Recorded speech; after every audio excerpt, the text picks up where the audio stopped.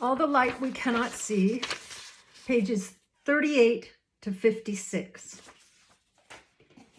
Something Rising. While the other children play hopscotch in the alley or swim in the canal, Werner sits alone in his upstairs dormer, experimenting with the radio receiver. In a week, he can dismantle and rebuild it with his eyes closed. Capacitor, inductor, tuning coil, earpiece. One wire goes to ground, the other to sky. Nothing he's encountered before has made so much sense. He harvests parts from supply sheds, snips of copper wire, screws, a bent screwdriver. He charms the druggist wife into giving him a broken earphone. He salvages a solenoid from a discarded doorbell, solders it to a resistor, and makes a loudspeaker. Within a month, he manages to redesign the receiver entirely, adding new parts here and there and connecting it to a power source. Every evening, he carries his radio downstairs, and Frau Elena lets her wards listen for an hour. They tune in to newscasts, concerts, operas, national choirs, folk shows, a dozen children in a semicircle on the furniture.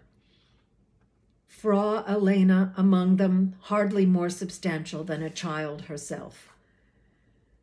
"We live in exciting times," says the radio.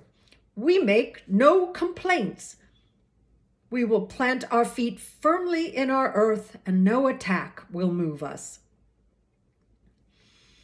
The older girls like musical competitions, radio gymnastics, a regular spot called Seasonal Tips for Those in Love that makes the younger children squeal. The boys like plays, news bulletins, martial anthems. Jutta likes jazz. Werner likes everything: violins, horns, drums, speeches. A mouth against a microphone in some faraway yet simultaneous evening. The sorcery of it holds him rapt. "Is it any wonder," asks the radio, "that courage, confidence, and optimism is growing, in growing measure, fill the German people? Is not the flame of a new faith rising from this sacrificial readiness?" Indeed, it does seem to Werner, as the weeks go by, that something new is rising. Mine production increases, unemployment drops. Meat appears at Sunday supper. Lamb, pork, wieners. Extravagances unheard of a year before. Frau Elena buys a new couch upholstered in orange corduroy and arranged with burners in black rings. 3 new Bibles arrive from the consistory in Berlin. A laundry boiler is delivered to the back door. Werner gets new trousers. Jutta gets her own pair of shoes. Working telephones ring in the houses of neighbors.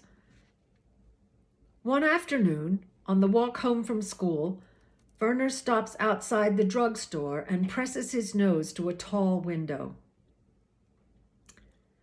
5 inch-tall stormtroopers march there, each toy man with a brown shirt and a tiny red armband, some with flutes, some with drums. A few officers astride glossy black stallions. Above them, suspended from a wire, a tin-plate clockwork aquaplane with wooden pontoons and a rotating propeller makes an electric, hypnotizing orbit. Werner studies it through the glass for a long time, trying to understand how it works. Night falls, autumn in 1936, and Werner carries the radio downstairs and sets it on the sideboard and the other children fidget in anticipation. The receiver hums as it warms. Werner steps back, hands in pockets. From the loudspeaker, a children's choir sings, "We hope only to work, and work, and work, to go to glorious work for the country." Then a state-sponsored play out of Berlin begins, a story of invaders sneaking into a village at night. All 12 children sit riveted. In the play, the invaders pose as hook-nosed department store owners, crooked jewelers, dishonorable bankers. They sell glittering trash. They drive established village businessmen out of work. Soon, they plot to murder German children in their beds. Eventually, a vigilant and humble neighbor catches on. Police are called. Big, handsome-sounding policemen with splendid voices. They break down the doors. They drag the invaders away. A patriotic march plays. Everyone is happy again. Light. Tuesday after Tuesday, she fails. She leads her father on 6-block detours that leave her angry and frustrated and further away from home than when they started. But in the winter of her 8th year, to Marie-Laure's surprise, she begins to get it right. She runs her fingers over the model in their kitchen, counting miniature benches, trees, lampposts, doorways. Every day, some new detail emerges. Each storm drain, park bench, and hydrant in that model has its counterpart in the real world. Marie-Laure brings her father closer to home before making a mistake. 4 blocks, 3 blocks, 2. And one snowy Tuesday in March, when he walks her to yet another new spot very close to the banks of the Seine, spins her around 3 times and says, "Take us home," she realizes that for the first time since they began this exercise, dread has not come trundling up from her gut. Instead, she squats on her heels on the sidewalk. The faintly metallic smell of the falling snow surrounds her. Calm yourself. Listen. Cars splash along the streets and snowmelt drums through runnels. She can hear snowflakes tick and patter through the trees. She can smell the cedars in the Jardin des Plantes, a quarter-mile away. Here the metro hurtles beneath the sidewalk. That's the Quai Saint-Bernard. Here the sky opens up, and she hears the clacking of branches. That's the narrow strip of gardens behind the Gallery of Paleontology. This, she realizes, must be the corner of the quay and Rue Carvier. 6 blocks, 40 buildings, 10 tiny trees in a square. This street intersects this street, 1 centimeter at a time. Her father stirs the keys in his pockets. Ahead loom the tall, grand houses that flank the gardens, reflecting sound. She says, "We go left." They start up the length of the Rue Carvier. A trio of airborne ducks threads toward them, flapping their wings in synchrony, making for the Seine.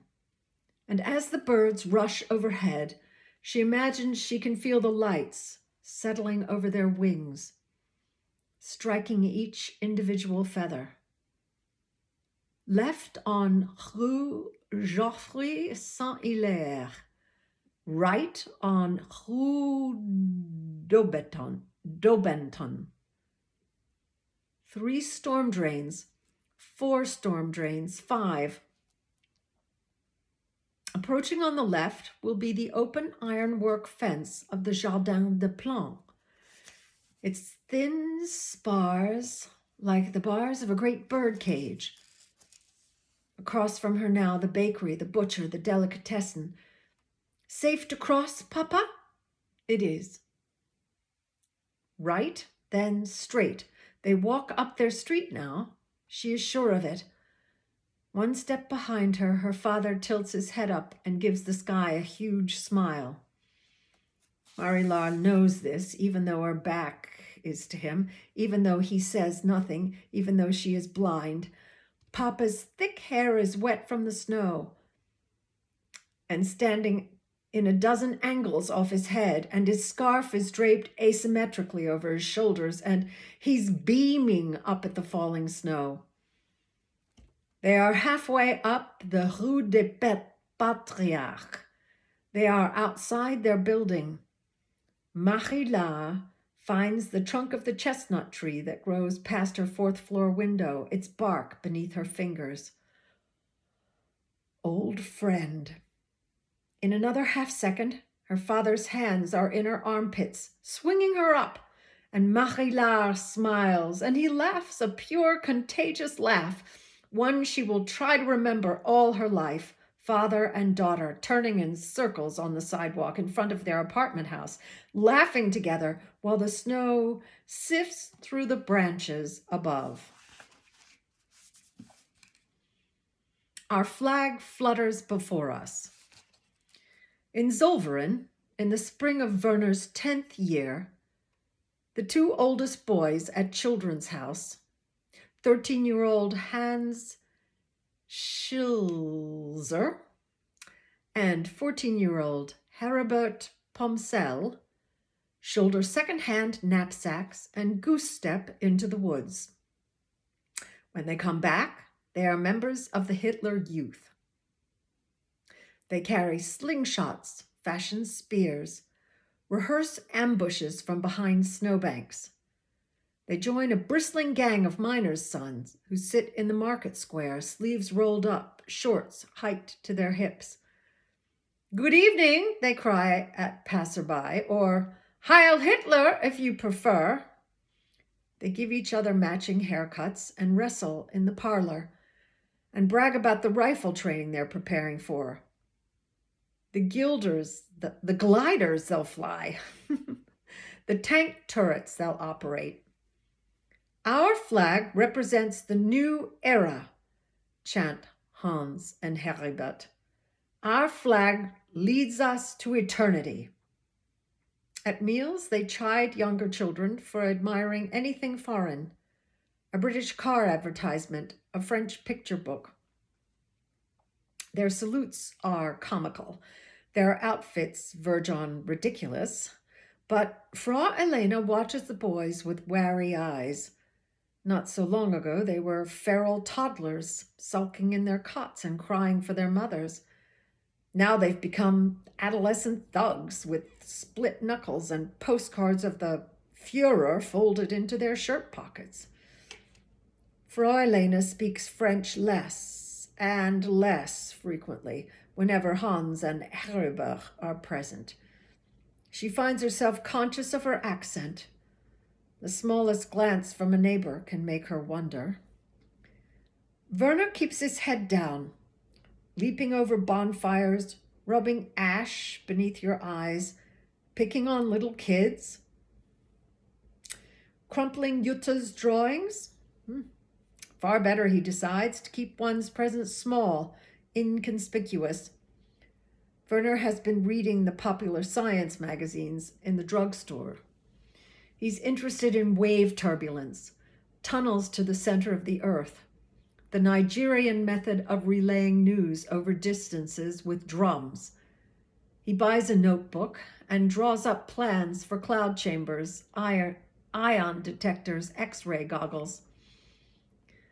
What about a little motor attached to the cradles to rock the babies to sleep?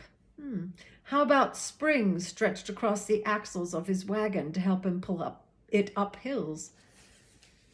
An official from the labor ministry visits Children's House to speak about work opportunities at the mines.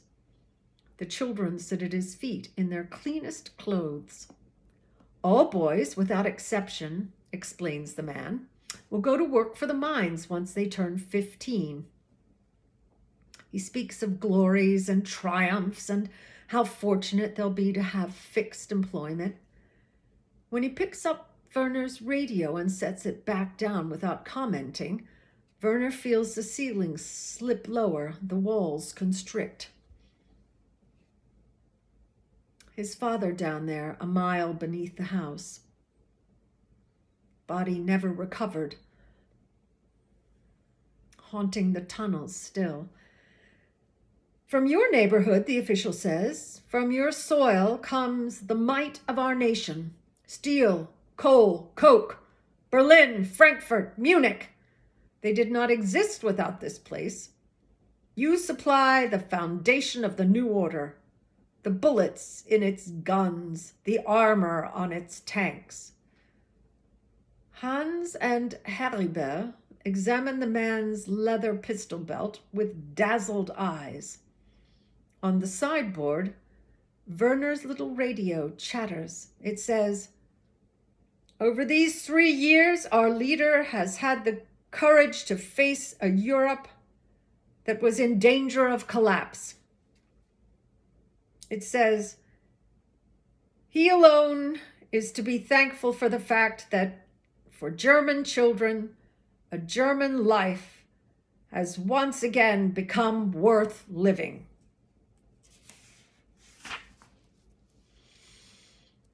Around the world in 80 days. 16 paces to the water fountain, 16 back. 42 to the stairwell, 42 back.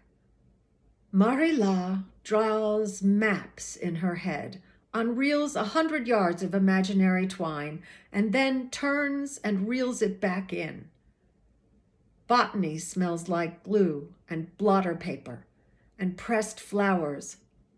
Paleontology smells like rock dust, bone dust. Biology smells like formalin and old fruit. It is loaded with heavy, cool jars in which float things she has only had described for her. The pale, coiled ropes of rattlesnakes, the severed hands of gorillas. Entomology smells like mothballs and oil. A preservative that Dr. Geffard explains is called naphthalene. Offices smell of carbon paper or cigar smoke or brandy or perfume or all four. She follows cables and pipes, railings and ropes, hedges and sidewalks. She startles people. She never knows if the lights are on. The children she meets brim with questions. Does it hurt? Do you shut your eyes to sleep? How do you know what time it is? It doesn't hurt, she explains, and there is no darkness, not the kind they imagine. Everything is composed of webs and lattices and upheavals of sound and texture. She walks a circle around the grand gallery, navigating between squeaking floorboards. She hears feet tramp up and down museum staircases, a toddler's squeal, the groan of a weary grandmother lowering herself onto a bench. Color. That's another thing people don't expect. In her imagination, in her dreams, everything has color. The museum buildings are beige, chestnut, hazel. Its scientists are lilac and lemon yellow and fox brown. Piano chords loll in the speaker of the wireless in the guard station, projecting rich blacks and complicated blues down the hall toward the key pound. Church bells send arcs of bronze careening off the windows. Bees are silver, pigeons are ginger and auburn and occasionally golden. The huge cypress trees she and her father pass on their morning walk are shimmering kaleidoscopes, each needle a polygon of light. She has no memories of her mother, but imagines her as white, a soundless brilliance. Her father radiates 1,000 colors: opal, strawberry red, deep russet, wild green. A smell like oil and metal, the feel of a lock tumbler sliding home. The sound of his key rings chiming as he walks. He is an olive green when he talks to a department head. An escalating series of oranges when he speaks to Mademoiselle Fleury from the greenhouses. A bright red when he tries to cook. He glows sapphire when he sits over his workbench in the evenings, humming almost inaudibly as he works, the tip of his cigarette gleaming a prismatic blue. She gets lost. Secretaries or botanists, and once the director's assistant bring her back to the key pound. She's curious. She wants to know the difference between an alga and a lichen. A diplodon. Oh my gosh. A diplodon chorosnus and a diplodon dilodonato. I've gotten caught. I'm going to have to start all over again. Anyway, a diplodon cheruanus and a diplodon delodonotos. Oh dear. Famous men take her by the elbow and escort her through the gardens or guide her up stairwells.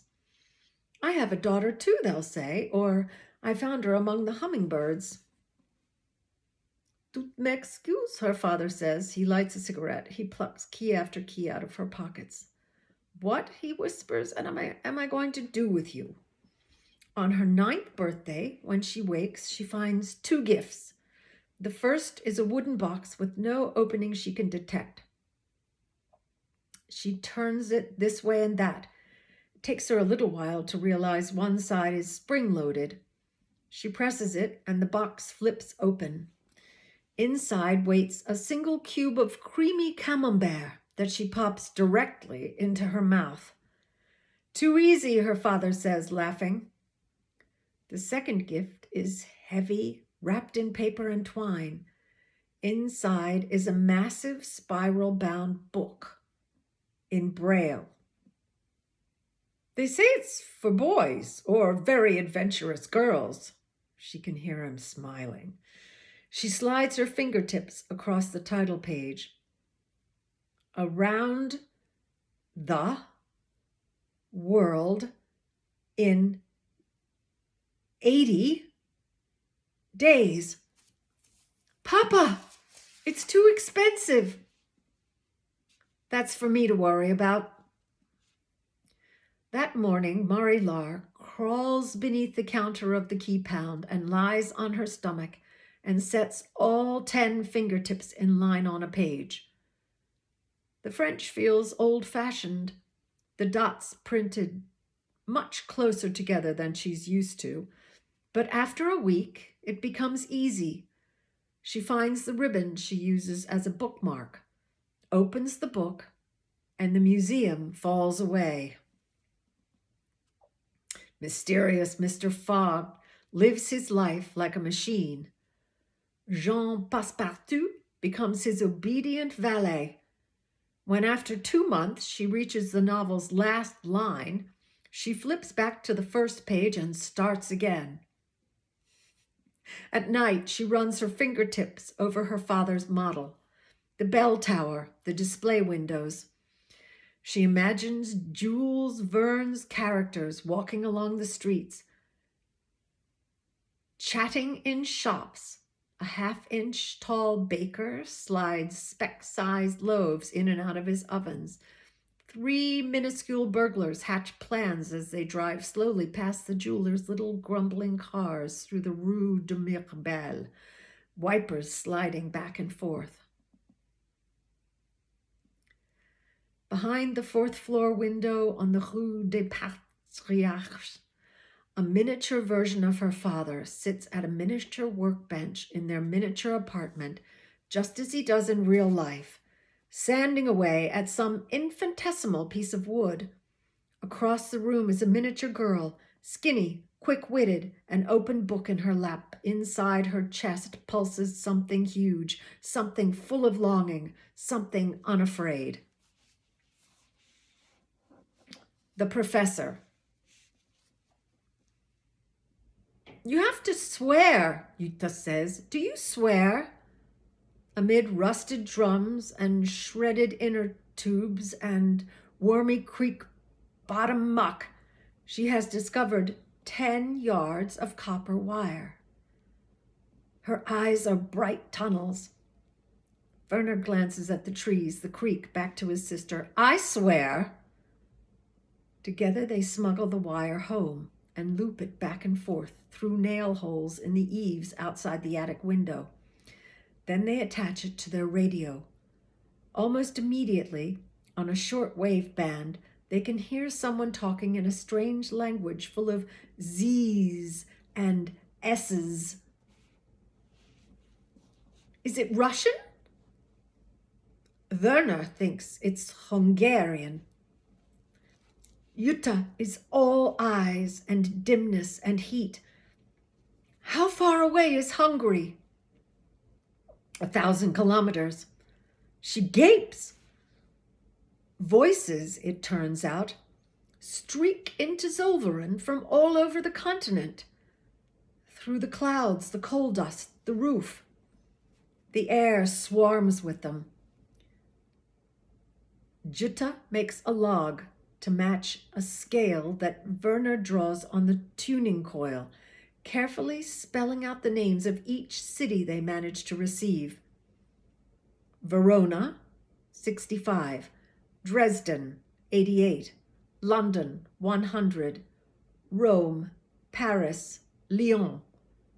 Late-night, short-wave province of ramblers and dreamers, madmen and ranters.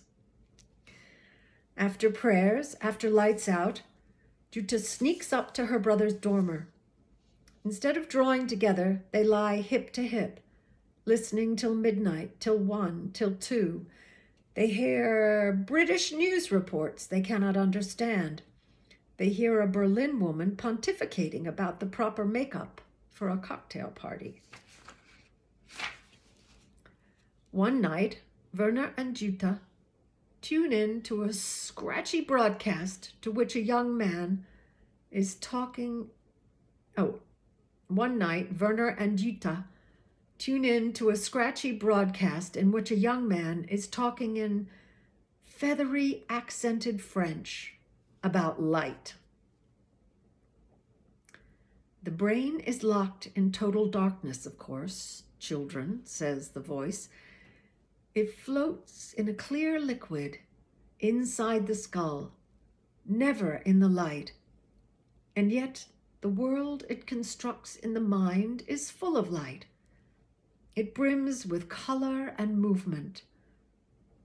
So how, children, does the brain, which lives without a spark of light, build for us a world full of light? The broadcast hisses and pops. "What is this?" whispers Jutta. Werner does not answer. The Frenchman's voice is velvet.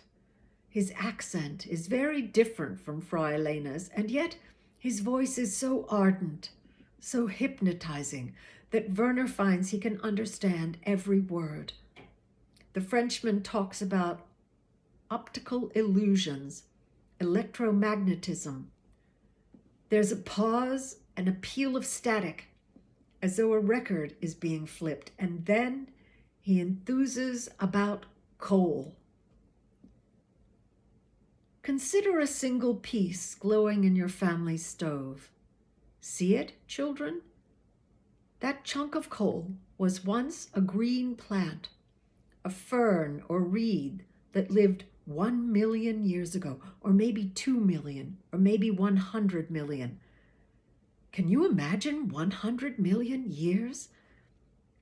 Every summer for the whole life of that plant, its leaves caught what light they could and transformed the sun's energy into itself, into bark, twigs, stems, because plants eat light in much the way we eat food.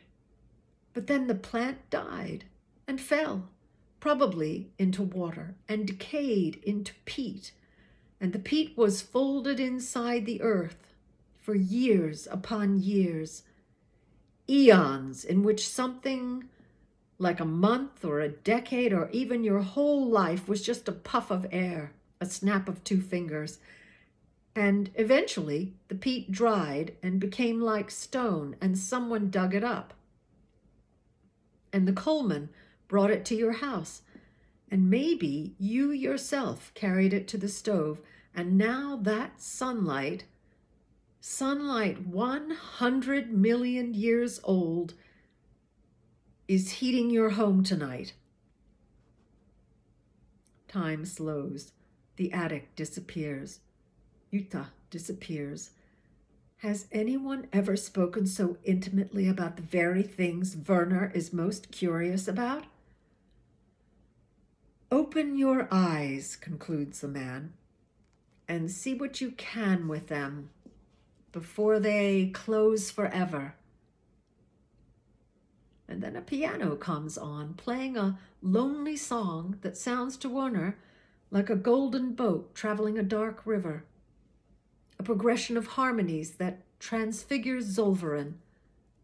The house turned to mist, the mines filled in, the smokestacks fallen, an ancient sea spilling through the streets, and the air streaming with possibility. Sea of flames. Rumors circulate through the Paris Museum, moving fast, as quick and brightly colored as scarves. The museum is considering displaying a certain gemstone, a jewel more valuable than anything else in all the collections. Word has it, Marie-La overhears one taxidermist telling another, the stone is from Japan. It's very ancient. It belonged to a shogun in the 11th century. I hear, the other says, it came out of our own vaults, that it's been here all along, but for some legal reason we weren't allowed to show it. One day it's a cluster of rare magnesium hydroxycarbonate. The next it's a star sapphire that will set a man's hand on fire if he touches it. Then it becomes a diamond, definitely a diamond. Some people call it the shepherd's stone, others call it konma. But soon enough, everyone is calling it the Sea of Flames. Marie-La thinks. 4 years have passed.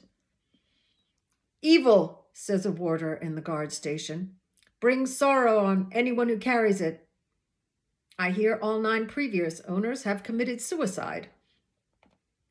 A second voice says, I heard that anyone who holds it in his ungloved hand dies within a week. No, if you hold it, you cannot die. But the people around you die within a month, or maybe it's a year. I better get my hands on that, says a third, laughing. Marie-La's heart races. 10 years old, and onto the black screen of her imagination, she can project anything. A sailing yacht, a sword battle, a coliseum seething with color. She has read Around the World in 80 Days until the braille is soft and fraying. For this year's birthday, her father has bought her an even fatter book, Dumas' The Three Musketeers. Marie-Laure hears that the diamond is pale green and as big as a coat button. Then she hears it's as big as a matchbook. A day later, it's blue and as big as a baby's fist. She envisions an angry goddess stalking the halls, sending curses through the galleries like poison clouds. Her father says to tamp down her imagination. Stones are just stones, and rain is just rain, and misfortune is just bad luck. Some things are simply more rare than others, and that's why there are locks. But Papa, do you believe it's real? The diamond or the curse? Both. Either. They're just stories, Marie. And yet, whenever anything goes wrong, the staff whispers that the diamond has caused it. The electricity fails for an hour. It's the diamond. A leaky pipe destroys an entire rack of pressed botanical samples. It's the diamond. When the director's wife slips on ice in the Place des Vosges and breaks her wrist in 2 places, the museum's gossip machine explodes. Around this time, Marie-Laure's father is summoned upstairs to the director's office. He's there for 2 hours. When else in her memory has her father been called to the director's office for a 2-hour meeting? Not once. Almost immediately afterward, her father begins working deep within the Gallery of Mineralogy.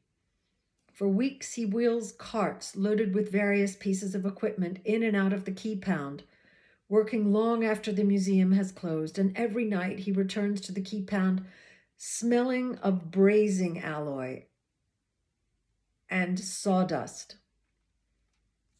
Each time she asks to accompany him, he demurs.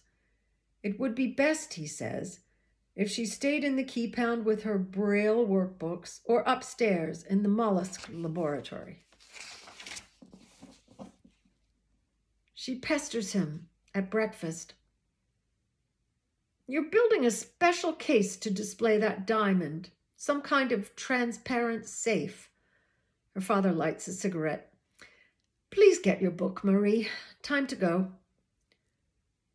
Dr. Geffard's answers are hardly better. You know how all crystals grow, Laurette? By adding microscopic layers, a few thousand atoms every month, each atop the next. Millennia after millennia, that's how stories accumulate too. All the old stones accumulate stories.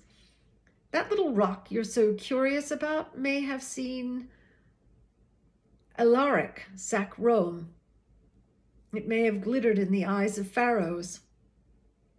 Scythian queens might have danced all night wearing it. Wars might have been fought over it. Papa says curses are only stories cooked up to deter thieves. He says there are 65 million specimens in this place, and if you have the right teacher, each can be as interesting as the last. Still, he says, certain things compel people, pearls, for example, and sinistral shells with a left-handed opening. Even the best scientists feel the urge now and then to put something in a pocket. That something so small could be so beautiful, worth so much. Only the strongest people can turn away from feelings like that. They are quiet for a moment. Marie-Laure says, I heard that the diamond is like a piece of light from the original world. Before it fell, a piece of light rained to earth from God. You want to know what it looks like. That's why you're so curious. She rolls a murex in her hands, holds it to her ear. 10,000 drawers, 10,000 whispers inside 10,000 shells. No, she says, I want to believe that Papa hasn't been anywhere near it.